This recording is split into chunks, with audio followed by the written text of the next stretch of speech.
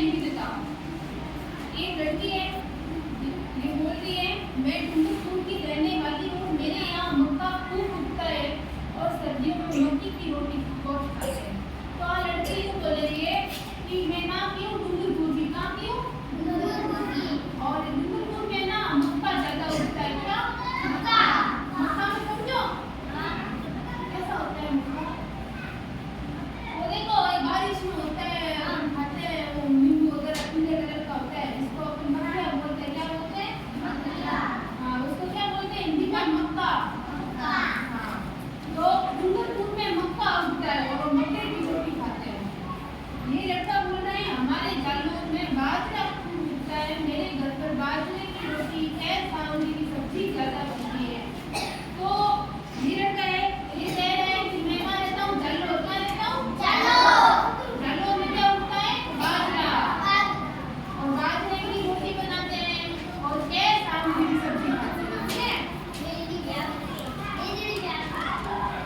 और ये लड़का है, ये कह रहा है मैं गंगापुर नगर का रहने वाला हूँ, हमारे यहाँ चावल की खेती होती है और हम रोटी के साथ चावल भी खाते हैं। तो यहाँ पे चावल ज़्यादा है, तो रोटी के साथ क्या खाते हैं? चावल। और ये लड़की है कोटा की, कहाँ की है? कोटा। ये कह रही है मैं कोटा की रहने वाली हूँ, मेरे यहाँ गेहूँ अधिक उगता है तो हम गेहूँ की रोटी खाते हैं। हम प्रतिदिन भोजन करते हैं, इससे हम प्राय रोटी, चावल, दाल, हरी सब्जी खाते हैं। क्या आपको पता है कि अलग अलग स्थान पर तरह तरह का भोजन होता है? तो हम रोजाना खाना खाते हैं, तो हम खाने में रोटी खाते हैं और क्या खाते हैं? चावल, दाल, हरी सब्जी सब खाते हैं। लेकिन अलग अलग जगह पर अलग अलग खाना भी खाया जाता है। पता है?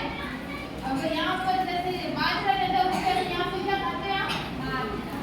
कहीं पर मक्का उगता है तो क्या खाते हैं? मक्का। हाँ, और कहीं पे चावल ज़्यादा उगता है तो भारत में अलग अलग क्षेत्रों की जलवायु भिन्न भिन्न होने से अलग प्रकार की फसलें होती है। रहने वाले लोग होते वही खाते हैं, होती है। जैसे पंजाब में मक्की की रोटी, सरसों का साग।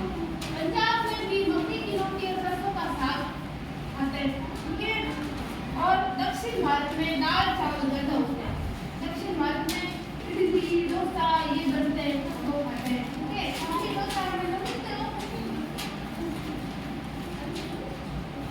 और समुद्र के पास रहने वाले व्यक्ति मछली और अन्य समुद्री जीवों को खाते हैं। अगर समुद्र के पास में रहते हैं तो वहाँ पर मछलियाँ होती हैं, तो लोग मछली को खाते हैं। मगरमच्छ नहीं खाते हैं, मछली खाते हैं। मगरमच्छ हम लोग खा के चला जाएगा। ठीक है? तो मगरमच्छ के पास मत जाओ।